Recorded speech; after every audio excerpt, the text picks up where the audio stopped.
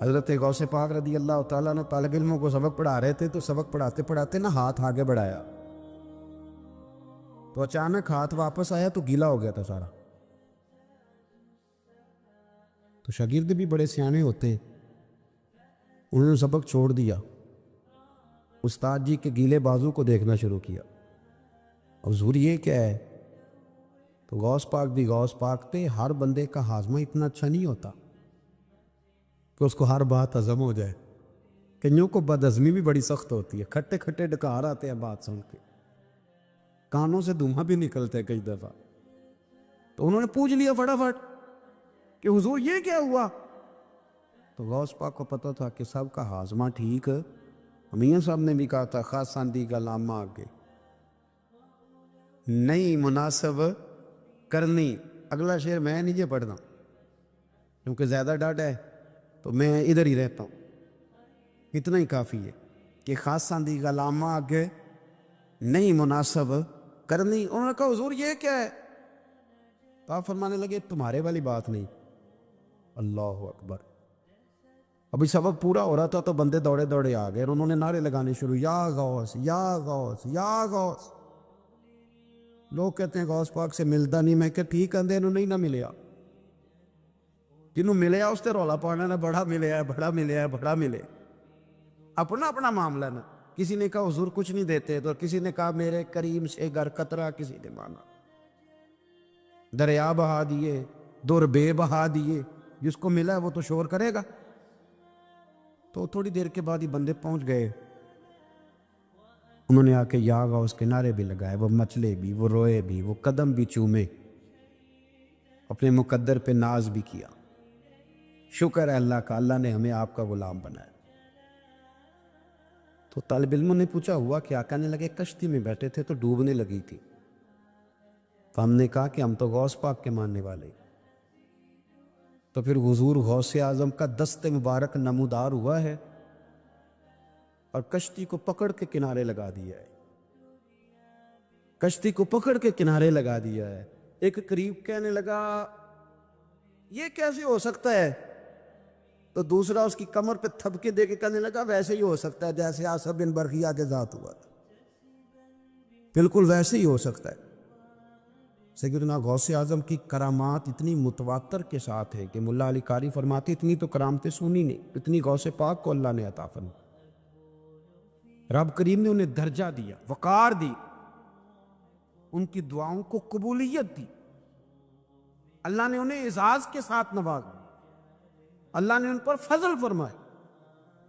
ایک تاجر تھا تو ملک شام جاتا تھا اکثر تجارت کرنے کے لیے، مال کما کے لاتا، غریبوں کی بھی مدد کرتا، مدارس کی، مساجد کی، سب جگہ جہاں دین کی ضرورت ہوتی پہنچتا۔ ایک بغداد میں اور درویش بھی گزرے جن کا نام شیخ حماد ہے، وہ بھی بڑے درویش تھے۔ وہ تاجر شیخ حماد کے پاس کیا کہنے لگا میرے لیے دعا کر دیں، میں جا رہا ہوں سفر کے لیے۔ تو انہوں نے کہا میں صبح بتاؤں گا۔ استخارہ کیا، صبح کہنے لگے نہ جانا، تیرا مال بھی لٹ جائے گا اور تو قتل بھی ہو جائے گا۔ وہ بڑا پریشان ہوا، حضور غوث پاک کے پاس گیا، کہنے لگا حضور وہاں بھی میں نے کیلا بیچ دیا ہے، سامان میرا پڑا ہے، جاؤں گا نہیں، پیمنٹ نہیں کروں گا، ملے گا نہیں تو خسارہ ہو جائے گا، مہربانی فرمائیں۔ غوث پاک نے مراقبہ کیا اور میں تو جا اللہ خیر کرے گا، تو جا اللہ خیر کرے گا۔ مرید کا عمل کے یقین، پیر کا عمل کے یقین، چلے آپ فیصلہ کر لیں تو میں آگے بڑھتا ہوں۔ حضرت غوث اعظم رضی اللہ تعالیٰ عنہ نے مرید سے کہا تو جا اور اللہ خیر کرے گا۔ وہ گیا، کہتے میں نے پیمنٹ کی، مال لیا، واپس آیا، گھوڑوں کا سفر تھا، رستے میں رات کو ایک جگہ سویا، خواب دیکھتا ہوں، خواب میں ڈاکو آ گئے، انہوں نے پہلے مال لوٹا، پھر مجھے قتل کیا، اور جب میرے گردن پر انہوں نے خنجر چلائی، خواب دیکھا تو میری فٹافٹ آنکھ کھل گئی، اور جب میری آنکھ کھلی تو میں اسی وقت ہی رخت سفر باندھا، سر پٹ گھوڑے دڑائے، کچھ رات کو کچھ دن کو، سویرے بغداد پہنچ گیا۔ کہتے خیال تھا کہ پہلے غوث پاک کے پاس جاؤں گا، لیکن پہلے شیخ حماد سے ملاقات ہو گئی۔ میرا چہرہ دیکھا، پریشان تو دیکھ کے مسکرائے، فرمانے لگے بھی تیرا پیر بڑا شاندار ہے، تیرا پیر بڑا شاندار ہے۔ وہ کام جو حقیقت میں ہونا تھا نا، حقیقت میں انہوں نے دعا کی ہے تو رب کریم نے اسے خواب بنا دیا ہے۔ ان کی دعا کی برکت سے اللہ نے اسے، اب میں بات مضبوط کرنا چاہتا ہوں تو میں ایک حدیث پاک بھی پڑھ دوں۔ لوگ کہیں گے جی مرنے والا بھی بچ جاتا ہے، عمر بھی بڑھ جاتی ہے۔ مشکات کی حدیث ہے، ترمذی میں بھی موجود ہے۔ نبی پاک صلی اللہ علیہ وسلم نے فرمایا ہے اگر تم چاہتے ہو رزق بھی بڑھ جائے، عمر بھی لمبی ہو جائے، تو اپنے رشتہ داروں سے اچھا سلوک کرو۔ اس کا مطلب ہے کہ عمر بڑھ جاتی ہے، موت کچھ وقت کے لیے ٹل بھی جاتی ہے۔ حضور غوث پاک کو اللہ نے بڑا اعزاز دیا، بڑی کرامات دی۔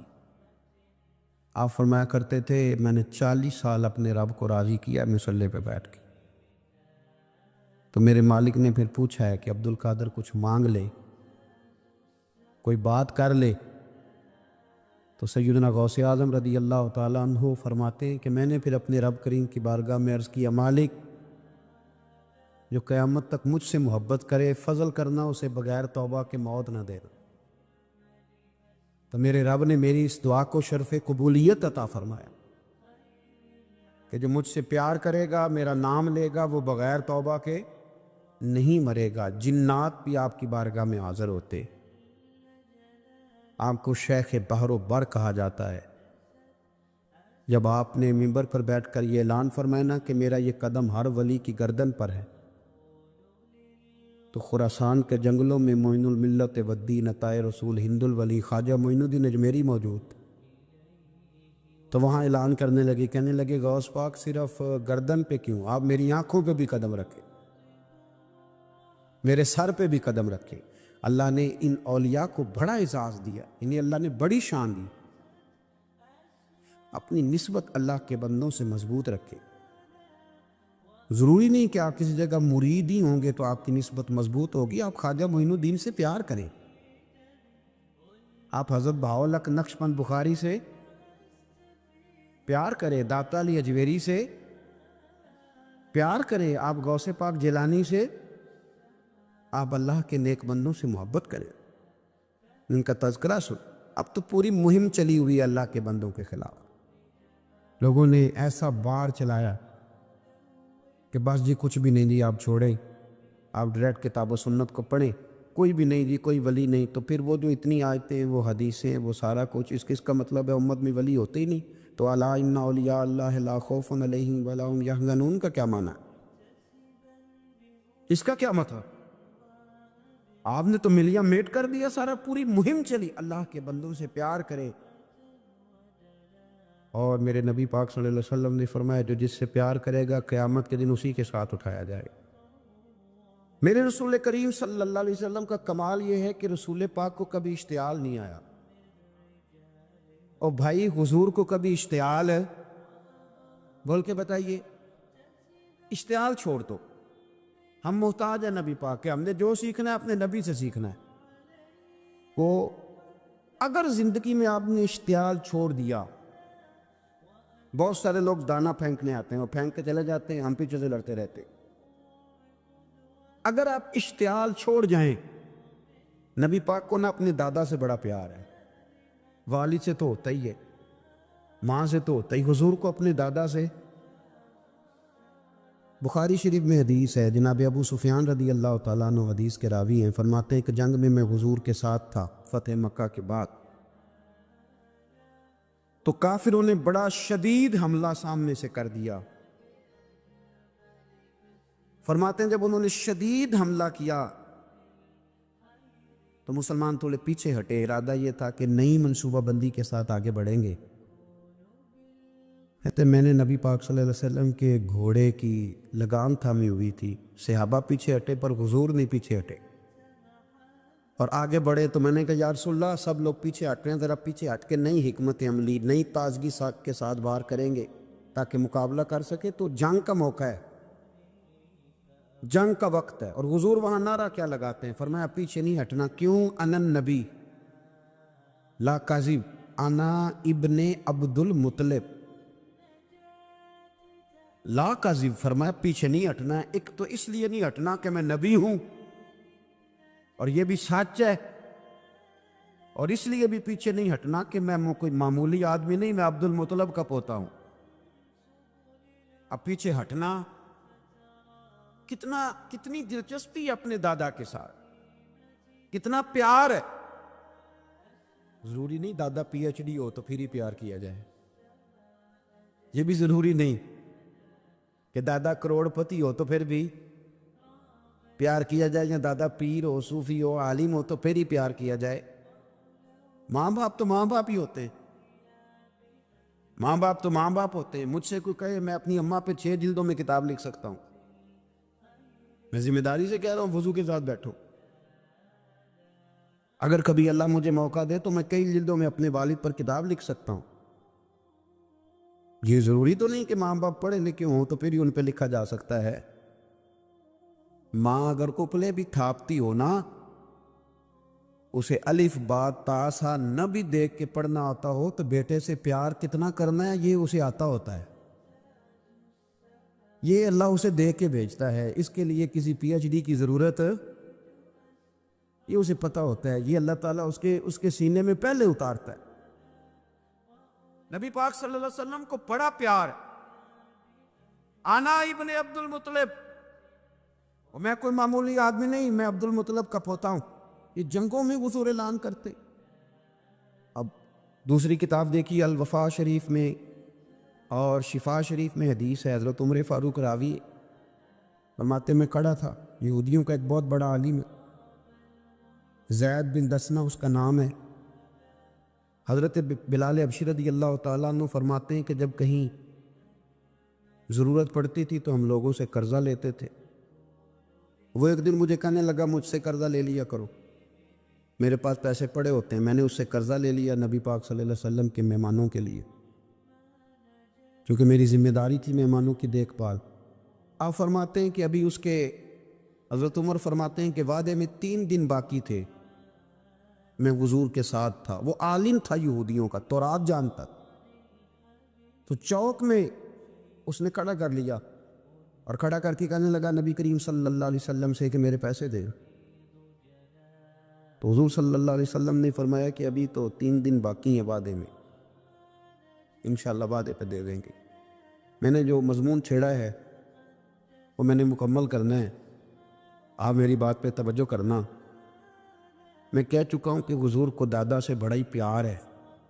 اب وہ یہودیوں کا عالم کیا کہتا ہے نبی پاک کو،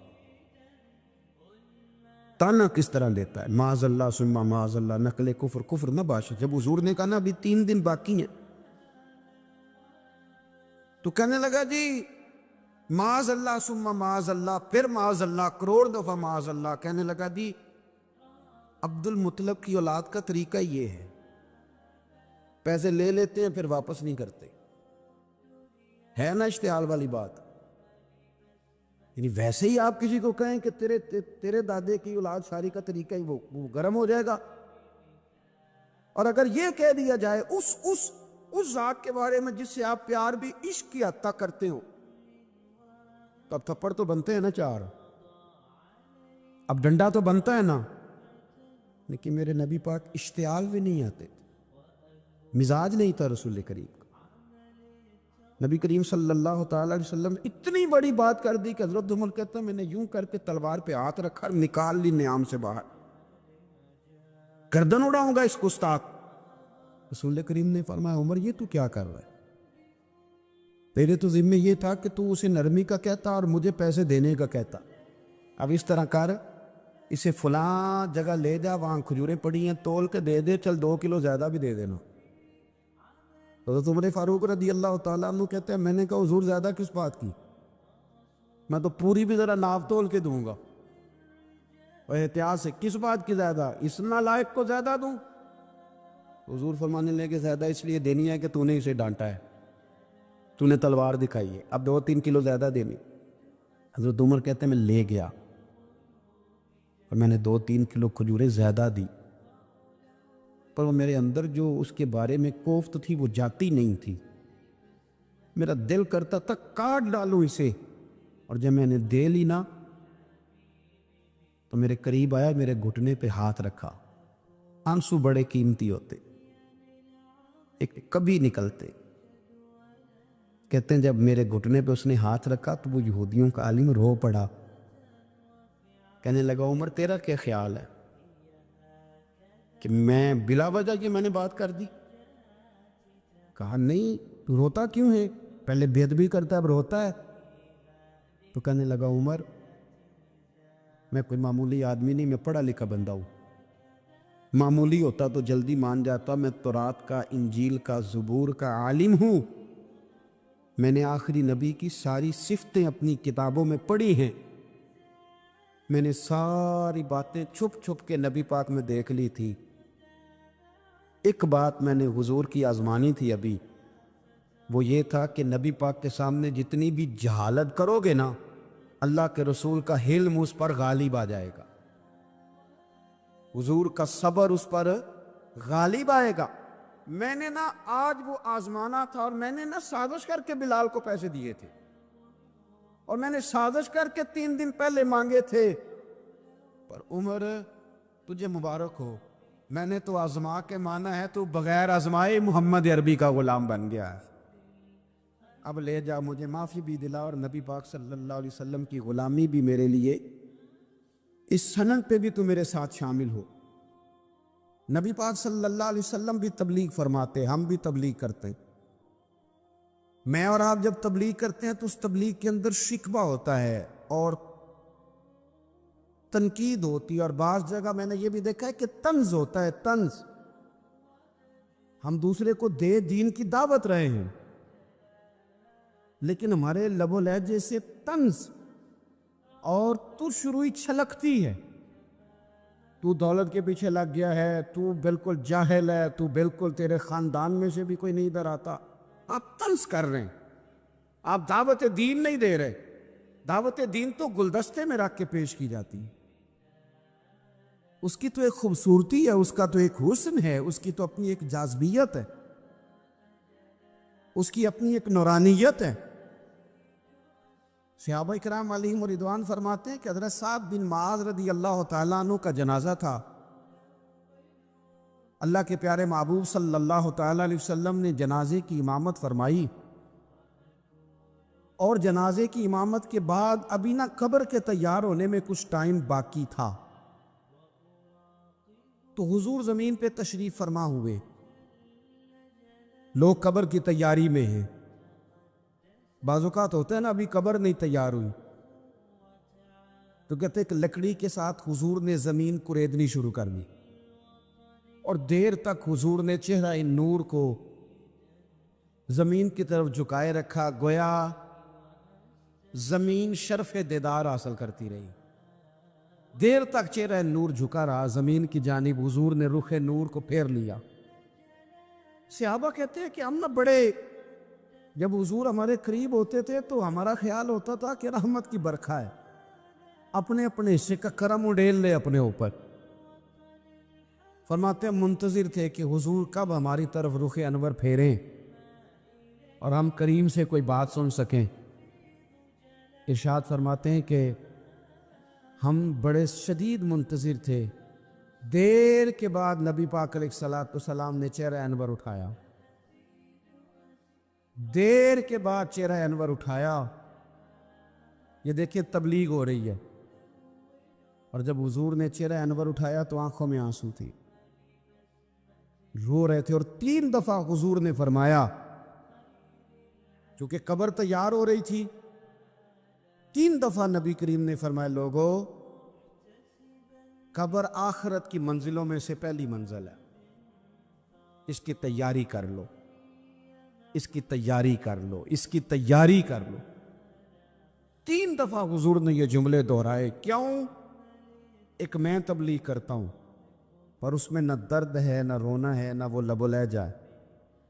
ایک حضور دعوت دے رہے ہیں قبر کی تیاری کی، لیکن اس میں آنسو ہے، اس میں خاص رغبت ہے غلاموں کے لیے. تو اپنی زندگی کے اندر جو ہمارا انداز تکلم ہے، ہمارا انداز گفتگو ہے، میں کہا کرتا ہوں کہ ہم نا دین کے لیے جب کلام کر رہے ہوتے ہیں تو شدت ہوتی ہے ہمارے جملوں کے اندر. بعض مقامات شدت کے ہوتے ہیں. آپ جہاد کی بات کر رہے ہیں، ناموس رسالت کی بات کر رہے ہیں، تو کسی جگہ آپ کے لب و لہجے کے اندر شدت کا ہو جانا برا نہیں ہے، بلکہ وہ اچھا ہے. لیکن میرے عزیز، ہر وقت ہی کچھ لوگ تلخ ہیں. انہیں کسی وقت بھی آپ ان سے ملاقات کر لیں، وہ لوگ آپ کو پریشان ہی نظر آئیں گے.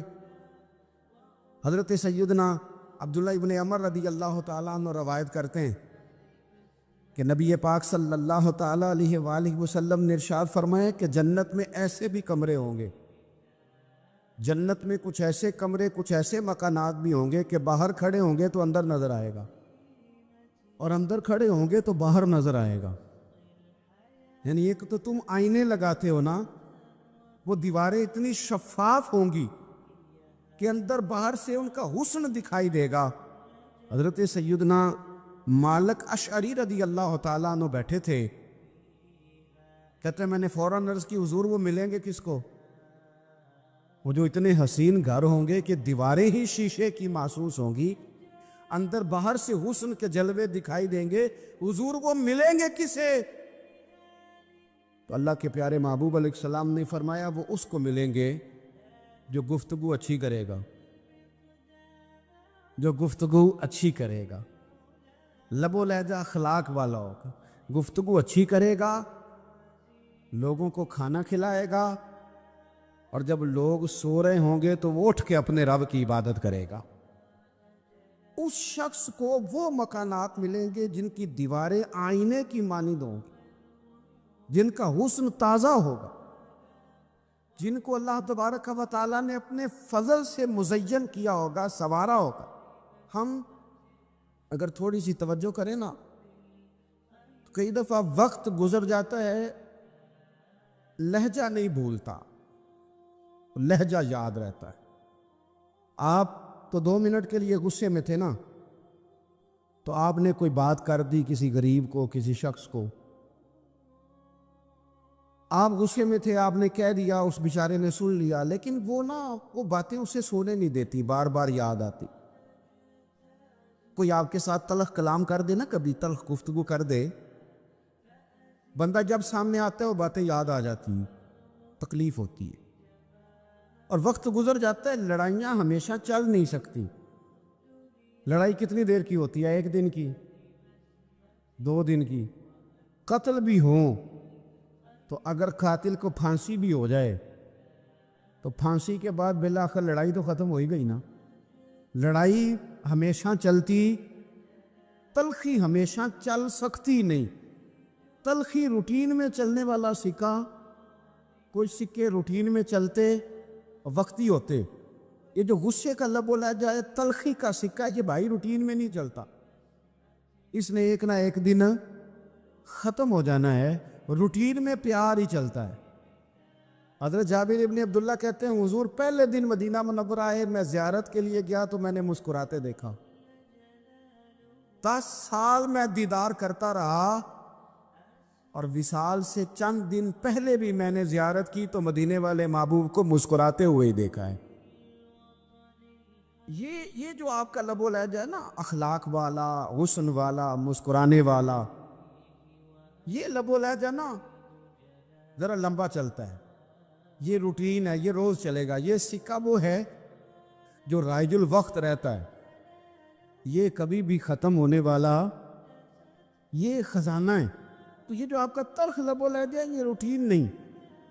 عارف رومی رحمۃ اللہ علیہ فرماتے ہیں کہ مثال دینے کے لیے بات سمجھاتے ہیں. فرماتے ہیں ایک شخص جنگل میں لکڑیاں کاٹنے جایا کرتا تھا تو شیر سے دوستی ہو گئی، یعنی ڈائریکٹ بادشاہ سے دوستی ہو گئی.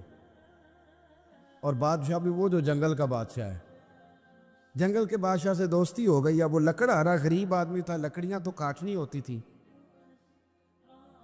تو وہ جنگل کا بادشاہ اعلان کر دیتا جانوروں کو کہ میرا دوست آیا، ایک تو کوئی تنگ نہ کرے، اور دوسرا یہ کہ سب لوگ مل کے اس کے ساتھ تعاون کرے. کبھی کوئی جانور لکڑیاں اکٹھی کراتا، کبھی کوئی اپنی پشت پہ گدھا، بیل، گھوڑا، خچر رکھ کے وہ لکڑیاں باہر چھوڑنے آتا۔ تو اب اس کی بڑی دھوم مچ گئی جنگل کے اندر، لکڑہارا مزدور تھا، وہ بادشاہ سے دوستی کر کے بادشاہ بن گیا۔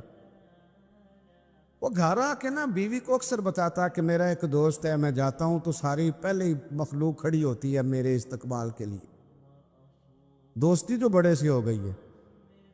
بنا ہے شاہ کا مصاحب تو پھر یہ ہے اتراتا، وگرنہ شہر میں غالب کی آبرو کیا ہے۔ ہمیں تو پوچھتے ہی کوئی نہیں، یہ تو بنا ہے شاہ کا مصاحب تو پھر یہ ہے اتراتا، وگرنہ شہر میں غالب کی آبرو کیا ہے۔ تو وہ لوگوں کو بتاتا، بیوی کو بھی بتاتا، دوست ہے۔ تو بیوی کہنے لگی اتنے تو تعریفیں کرتا، یہ نہیں بتایا کہ وہ جنگل کا شیر ہے، نیرا دوست بتا دیا۔ بیوی کہنے لگ گئی کہ تو اتنا جو اس کا ذکر کرتا ہے تو کسی دن بلانا، بلا کسی دن تاکہ اس کی دعوت کریں۔ اب اس نے پھر نہ اس کو پردے میں رکھا، کیا کہتے ہیں آج کل، سرپرائز دینا ہے، مگر سرپرائز دینا ہے، پردے میں رکھا کہ وہ شیر ہے۔ تو وہ بلا لیا گھر۔ اب اس کے لیے کچا گوشت، ظاہر ہے شیر نے کچا گوشت سکھانا تھا۔ وہ کہنے لگی پکانا کس طرح کا ہے؟ وہ کہنے لگا جب وہ آئے گا پھر بتاؤں گا۔ اب وہ کچا گوشت 2-3 بکرے ذبح کر کے ڈال دیے۔ وہ آ گیا شیر، اور پھر امی کہتے ہیں جب وہ آیا نا تو اس کی بیوی نے دیکھا تو اس نے ایک سخت جملہ کہہ دیا، کہنے لگی اوہو میں سمجھی تھی پتہ نہیں کون ہے، اس طرح کے درندے تیرے یار ہیں، کتے بلے دوست بنائے ہوئے، یہ کیا بات ہوئی؟ خیر وہ شیر نے سن لیا، گوشت کھایا، وہ چلا گیا۔ اگلے دن لکڑہارا لکڑیاں کاٹنے گیا تو شیر نے ملاقات کرتے ہی لکڑہارے سے کہا کہ یہ نا کلاڑی اٹھا اور میری پشت پہ نا ایک زخم کر دے۔ اس نے کہا نہیں میں یہ کام نہیں کرتا، تو میرا دوست ہے۔ اس نے کہا سن بھائی، میں نے پیار سے کہا ہے تو مان جا، ورنہ میں ہوں شیر، میں نے تجھ سے منوا ہی لینا ہے، میں کوئی تکلیف دوں گا مناسب نہیں، تو کر۔ اس نے کلاڑی اٹھائی اور اس کی پشت پہ ایک زور سے زخم لگا دیا، خون بہنے لگا۔ اس نے کہا تو نے آج کے بعد آنا ہے، لکڑیاں کاٹنی ہے، تجھے کوئی کچھ نہیں کہے گا، بس یہ ایک حکمت تھی جو میں نے کیا ہے۔ قصہ مختصر، وہ آتا رہا، لکڑیاں ملتی رہی، خدمت بھی ہوتی رہی، 6-8 ماہ گزر گئے۔ ایک دن شیر اس سے کہنے لگا یہ میرے ذرا بال اٹھا کے دیکھ، وہ جو تو نے زخم لگایا تھا وہ کہاں پہ ہے؟ اس نے وہ بال اٹھا کے دیکھا تو زخم ملا ہی نہیں، کئی جگہ پہ ٹٹولا کا، یار یہاں تھا، یہاں تھا، یہاں تھا۔ شیر نے پھر کیا کمال ہی جملہ کہا، اس نے کہا کہ وہ جو کلاڑی کا زخم تو نے لگایا تھا نا وہ مکمل ہو گیا، لیکن تیری بیوی کا جو لہجہ تھا اور اس کی جو تلخی تھی وہ آج تک میرے ذہن میں موجود ہے، وہ ابھی بھی مجھے تکلیف دیتی ہے۔ تو بات سوچتا ہوں مجھے اس نے درندہ کہا، اس نے میرے بارے میں اتنے کچے اور کمزور اور سخت جملے کہے، تو وہ بات مجھے بھولتی، وہ آج بھی میرے ذہن میں اسی طرح گونجتی ہے۔ تلخ جملے جو اس نے کہے اور خوفناک جو انداز اس نے اختیار کیا، وہ بات مجھے کبھی بھی بھولتی۔ تو آپ کے لفظ لوگوں کو بھول جاتے ہیں پر لہجہ یاد رہتا ہے، اگر ہم اپنے لہجے پر تھوڑی توجہ ہی کر لیں۔